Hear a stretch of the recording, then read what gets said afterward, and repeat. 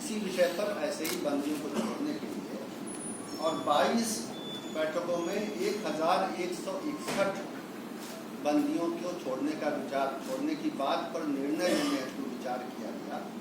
उसमें ज़िले के एसपी से, प्रोबेशन ऑफिसर से और ट्रायल कोर्ट के जज से भी रिपोर्ट मंगाई जाती है।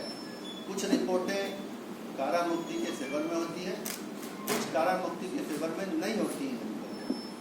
तो अब तक जो पिछले 6 सालों में 22 बैठकों में 1161 बंदियों की रिहाई के लिए विचार हुआ है। उसमें से जो उपयुक्त फिट पाए गए, रिहाई के लिए फिट पाए गए हैं, ऐसे 698 बंदियों को समय समय पर आदेश निकाल के सरकार ने छोड़ा है और वो अब समाज में एक नई जिंदगी बिता रहे हैं।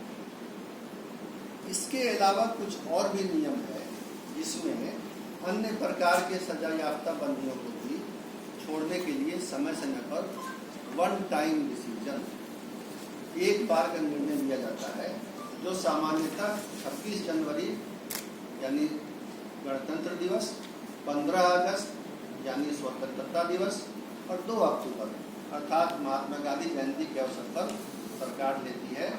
इस बारे में अक्सर भारत सरकार से भी राज्य सरकार को परामर्श यानी एडवाइजरी लेटर प्राप्त होता है। राज्य सरकार उसके आलोक में बंदियों को छोड़ने के लिए शर्तें तय करती है और उनको भी छोड़ा जाता है। अब तक 104 ऐसे बंदियों को विशेष अवसर पर, जो 3 अवसर मैंने आपको बताए, उन अवसर पर कारामुक्त किया गया है, सजा में छूट देकर के कारामुक्त किया गया है। और एक बार और ये काम होना है जिसका आदेश संकल्प संख्या 2644 दिनांक 10 अप्रैल 2023 के माध्यम से गृह विभाग ने निर्गत किया है और उसके अंतर्गत बंदियों की पहचान की जा रही है कि एक बारगी उपाय के तहत 10 वर्ष तक की सजा पाएंगे। ये आजीवन कारावास नहीं है, 10 वर्ष या उससे कम की सजा पाए हुए बंदी जो प्रथम बार अपराध कारित किए हों, इसके पहले दूसरा कोई अपराध नहीं किए हों, और जिन्होंने कारावास की अवधि के दौरान लगातार अच्छा आचरण बनाए रखा है, उनको प्राप्त सजा की अवधि की आधी सजा पूरी कर ली तो उसको समय पूर्व छोड़ने के लिए सरकार निर्णय लेगी। ये पहचान, ये प्रक्रिया चल रही है। ये सारी प्रक्रियाएं जो हैं, तो मैंने 2 तरह की प्रक्रिया आपको बताई। परिहार परिषद, जो राज्य दंडादेश परिहार परिषद है, उसके द्वारा जो आजीवन कारावास वाले बंदियों को छोड़ा जाता है और अन्य अवसरों पर अन्य प्रकार के बंदियों को, ये सब चलता रहता है, सामान्य प्रक्रिया है। और इस प्रक्रिया को विभिन्न न्यायालयों ने अपहोल्ड किया है, स्वीकृत किया है और ये एक अच्छी परिपाटी है जिसको राज्य सरकार फॉलो करती है।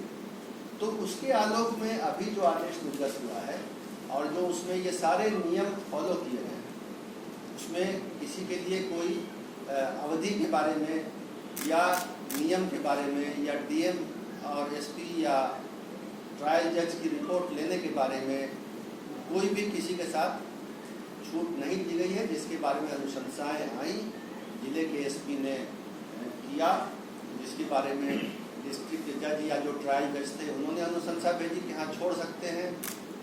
एसपी की रिपोर्ट आई, प्रोबेशन ऑफिसर की आई, फिर ये कमेटी बैठी, तब हुआ है। और किसी को इसमें कोई उन मामलों में जो शर्तें हैं बुनियादी, छूट नहीं दी गई है।